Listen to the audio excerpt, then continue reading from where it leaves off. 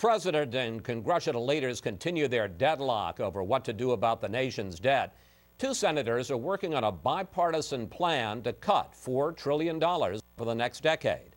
We're joined by Virginia Democrat Mark Warner and Georgia Republican Saxby Chambliss. And Senators, welcome back to Fox News Sunday. Thanks for having us, Chris. The key to your plan, you say, is that everybody's got to have some skin in the game. And for you as a Republican, Senator Chambliss, that means agreeing to the politically unpalatable increases in revenue. Are you willing to increase taxes?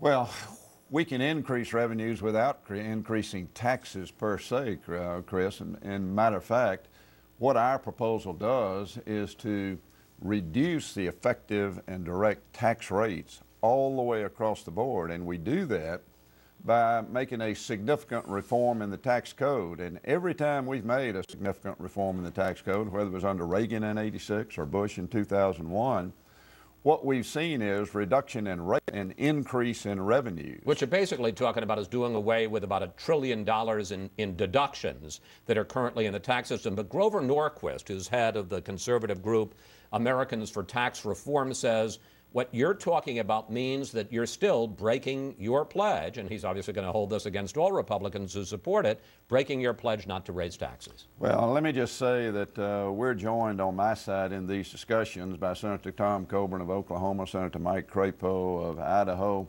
The three of us have just been designated by National Journal as three of the most, if not the most, conservative members of the United States Senate. We don't believe in raising taxes, but let me tell you, Chris, this is such a massive problem, as Senator McConnell just stated, a $14 trillion debt, that if we don't get our arms around it now, then we're going to become a second-tier nation, and we cannot allow that to happen. So it's imperative that we put everything on the table for discussion. I don't know where we're going to wind up. We're not there yet. But if you look at the Debt Commission report, you have to address spending. We have to reduce spending in a major way. You've got to address entitlements. We've got to reform entitlements in a major way. And you've got to look at revenue and reform our complicated tax code in a major way. And when you do that, everybody does have that skin in the game, and everybody gets their ox gored just a little bit. All right, well, let me bring in Senator Warner. For you as a Democrat, having skin in the game means that you have to take the politically unpalatable choice of cutting entitlements. As a Democrat, are you willing to scale back on benefits for Social Security and Medicare and Medicaid? Well, you see, we have to do all of this because otherwise, if we focus the discussion as we have so far, the back and forth in the Congress, all you're cutting is 12% of the federal budget, the domestic discretionary spending. And you're seeing actually good programs perhaps being eliminated because you focus the discussion only in that area. You've got to put everything out. That means Saxby and I are probably going to take some arrows. He on the Republican side, maybe because we're willing to take on reforming some of these entitlement issues. But every day that we punt, every day that we don't act, we add $4 billion to our national debt. At some point, we're going to have to pay that back. So why not now go ahead and put a plan in place? We didn't get into this situation overnight. We're not going to dig out in a single year. But if we put a plan in place, I think the markets will respond. I actually think our economy will be better. But that's going to require a little give from both sides. But the Democratic leader in the Senate, Harry Reid, said this recently. Social Security has contributed not a single penny to the deficit, so we can talk about entitlements as long as you eliminate Social Security from the discussion. First of all, isn't that wrong? Social Security is already paying out more than it takes in, and that's just going to get worse as the baby boomers retire. So isn't that, as a fact, wrong that it doesn't contribute to the deficit? And secondly, can Social Security really be off the table? Well, Chris, until recently, Social Security has actually been running major surpluses. In effect, we've been borrowing from Social Security to finance the government. Now that's clicked over on an annual basis. As you said, we're paying out more than we're taking in. What our proposal puts out is not taking Social Security proceeds any longer and paying off the deficit. It's saying, let's make sure Social Security is solvent for the next 75 years. But you're also talking about, for instance, raising retirement age? Well, my sense is, remember Social Security was put in place back in the 30s. They set 65 as the the period to start because life expectancy was 64. Now Americans, thank goodness, are living towards closer to age 80. And the idea that we're going to slowly raise the retirement age a couple of years over the next 40 years, nobody, you, me, Saxby, that wouldn't be affected at all. Folks under 35 might see a slight bump in their age increase, but frankly, a lot of folks under 35 don't think there's even going to be Social Security if we don't do something in that. Senator Chambliss, how close are you to an actual comprehensive plan? There's talk that what you're thinking about is that you would, instead of specific proposals, that you would come up with targets for spending, for revenue, for entitlements, and that if they are not met by subsequent Congresses, there would be automatic triggers to cut spending or to increase revenue. Is that where you're headed?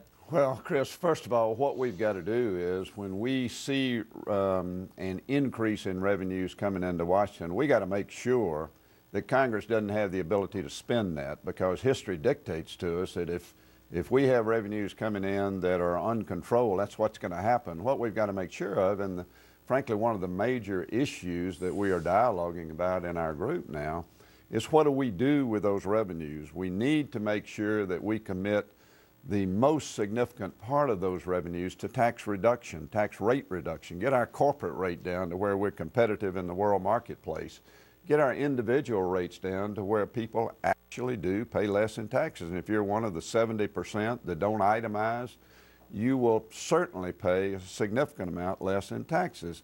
And then we've got to take a portion of that. The Debt Commission said somewhere between 20%, 15%, 10%, and apply it to this $14 trillion debt. Otherwise, if we don't commit some of it to that, we're going to be stuck with this $14 trillion debt, and it's only going to increase, and that's not right. So, Senator Warner, how close are you to an actual plan? And for instance, because we were talking about it a lot with Senator McConnell, will you offer it as part of the debate over raising the debt limit in the next couple of months? Listen, I think we want to make sure we get it right more than some arbitrary timeline. I really think want to commend Saxby Chambliss. He's been a great partner. We've been saying, listen, we got to do this. We shouldn't allow this work of the Deficit Commission, the so-called Simpson-Bowles Commission, to go for naught.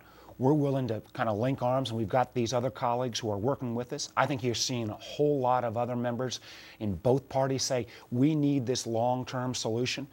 I get a little worried when you start tying it to the debt limit vote, because as Chairman Ben Bernanke of the Federal Reserve said, if we play Russian roulette with that, with the instability in the financial markets, if we were to default on America's obligation to pay, you could end up seeing us back in a financial crisis the way we were in 2008. But are we talking about something this year, next year? If we get into next year, you're into the presidential year, and this whole issue will probably be punted until 2013. We may not have that long a time before the financial markets say we're going to either no longer want to buy American debt or charge such a higher interest rate on it that it would have a dramatic negative effect on the economy. Senator Chambliss, we have less than a minute left. I want to ask you, because obviously one of the questions is whatever you guys come up with, you got to sell it to Congress. You're one of Speaker Boehner's closest friends, I know, here in town. Would he back a compromise that included any revenue increases, and do you think his Tea Party freshmen would? Well, I think it's a matter of, not a matter of is it going to get done, are they going to back it? It's a question of whether we do it on our terms. And I think at the end of the day, we're going to have within the discussion, within the room, a discussion between the White House and House Republicans and Democrats. John Boehner's a great leader. John Boehner is about the business of bringing our physical house back in order. He gets it. So I think at the end of the day, we'll be able to develop a plan that we've got to develop a plan that does fit within the parameters of the House Republicans and Democrats, as well as Senate Republicans, Democrats, and the Whites. Well, on that optimistic note,